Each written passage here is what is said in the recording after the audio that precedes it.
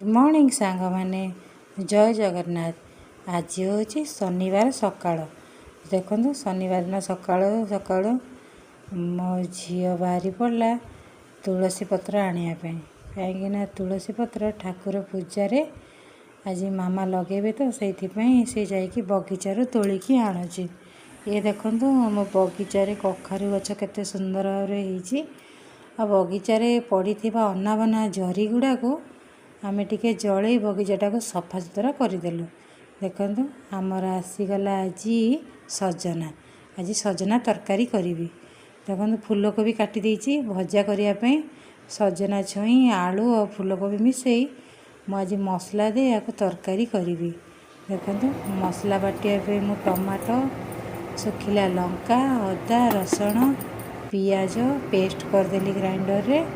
तापर जो काटी परिबा गुड़ा को भल से तेल दे भाजीदेली। तो ये भाजी सारिया पर जो बाटी मसला गुड़ा को से पकई भल से कषीदेली। देखो फूलकोबी भजा भी बसई फूलकोबी भजा और सजना तरकारी कर।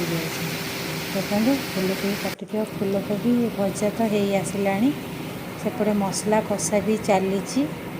देखो मसलाटा कषिकी तरकारीटा किपरि देखा जाउछि पूरा मसलार पानीटा मरिकी पूरा सुखी गलानी।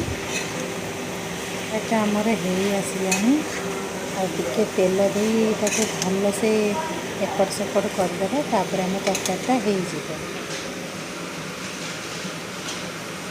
हो मोर सजना छुई तरकारी हो गला।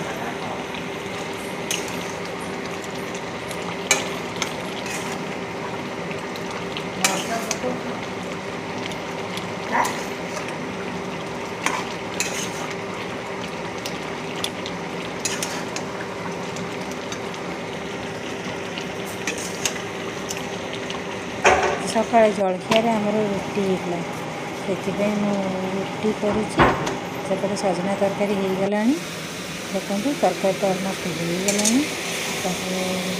गाड़ी देवा खाइबा। देखो मो सब हो गला रुटी भजा सजना तरकारी और संतुला। मो झील तो रुटी खाइबनी से सिमेई करी। देखो क्षीर पकई सिमेई गरम गरम तैयारी कर।